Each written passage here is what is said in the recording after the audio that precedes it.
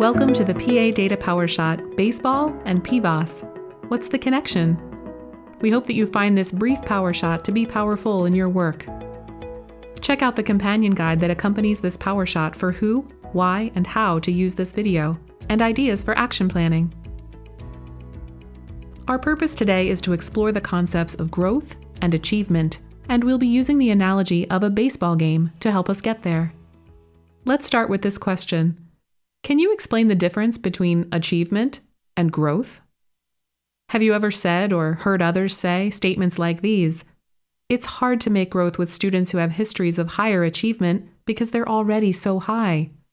How about, it's easier to make growth if you teach students with histories of lower achievement because they have more room to grow?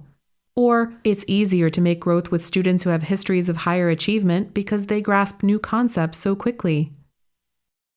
Or, it's really hard to show growth for students with histories of lower achievement. They can't really be expected to reach proficiency when they are several grade levels behind, and there are many things that impact their learning.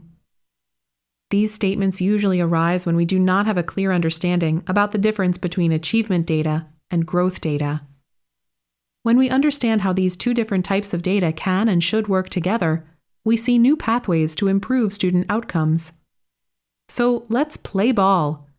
Consider the game of baseball. Although, bear with us, baseball fans, we'll be taking a few liberties with the rules of the real game. In baseball, a batter might hit a single, a double, a triple, and round the bases. What if we thought of our batter as a group of students and the bases as achievement levels? Our batter represents a group of 5 students or more. That's how PVAAS defines a student group. And for our bases, first base is a lower level of achievement. Second base is a middle level of achievement. And third base is a higher level of achievement. With us so far? If first base represents students with lower achievement histories, then on a PVAAS diagnostic report, those students would fall in quintiles 1 or 2. For second base, representing students with a history of average or middle achievement, they would fall into quintile 3. What about third base, representing students with a history of higher achievement? You guessed it, those students would fall into quintiles 4 and 5. This is achievement. Just like the base that is reached shows us how our batter performed at bat, a student's achievement level shows us how that student performed during the school year. Now, in baseball, once a runner is on base, something else has to happen for the runner to advance to the next base. In education, students end the year at a certain level of achievement, and then they experience more instruction and more learning in the next school year. If our curriculum, instruction, and assessment methods are effective, students advance, and they may display higher levels of achievement. That's growth. The PVAAS growth measures give us an indicator of our effectiveness during the inning, or during the school year. Let's use the example of a group of students that ends the year on second base. Their achievement that year is average or middle level. An inning goes by, or another school year goes by. If they're still on second base, PVAAS would give us a color indicator of green, indicating that the student group maintained their achievement. They have middle or average achievement, but didn't demonstrate enough growth to make it to the next base. If their achievement grew, you would see a blue PVAAS color indicator. In other words, they are moving in the right direction, off second base and heading toward third. A yellow or red color indicator would indicate the group of students fell behind. The group's average achievement slipped. This wouldn't play well in our baseball game. They would be moving in the wrong direction.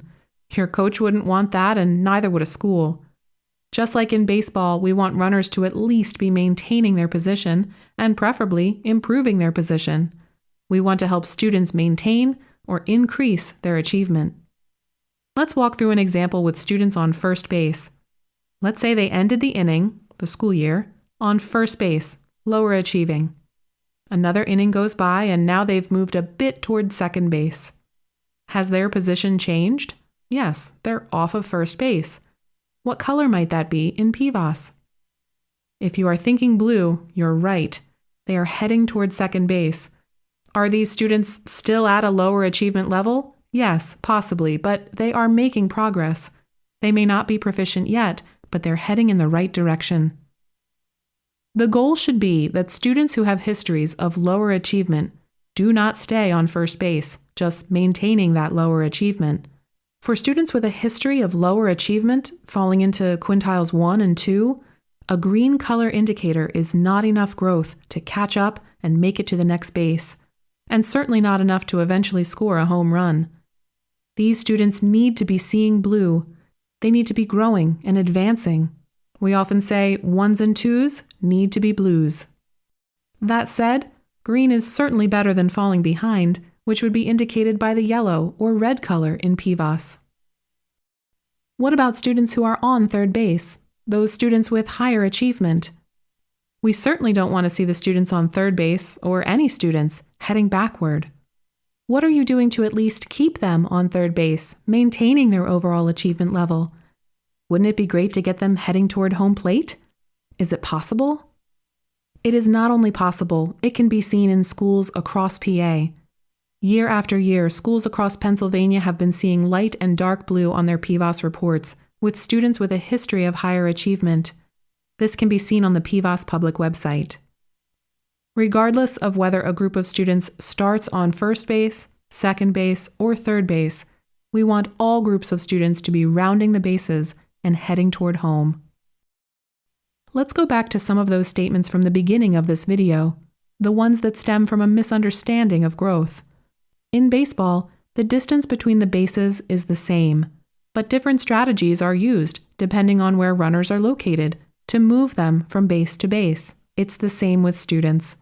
It's not harder or easier to move students from first base to second base, or to move students from third base to home, but it takes a different set of teaching strategies, different skill sets applied to different types of learners at different achievement levels, so that we can meet their needs and bring them on home. Major League Baseball Hall of Famer Ken Griffey Jr. was known to say, "To succeed in baseball, as in life, you must make adjustments." This is true in education too. If we are not seeing our students round the bases and head toward home plate, we must adjust our curriculum, our instructional strategies, and our use of assessments.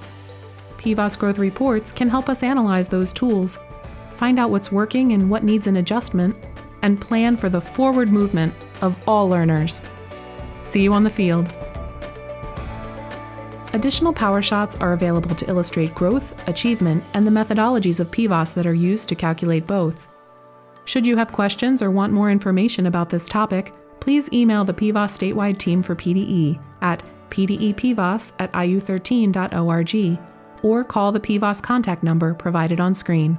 Thanks for watching.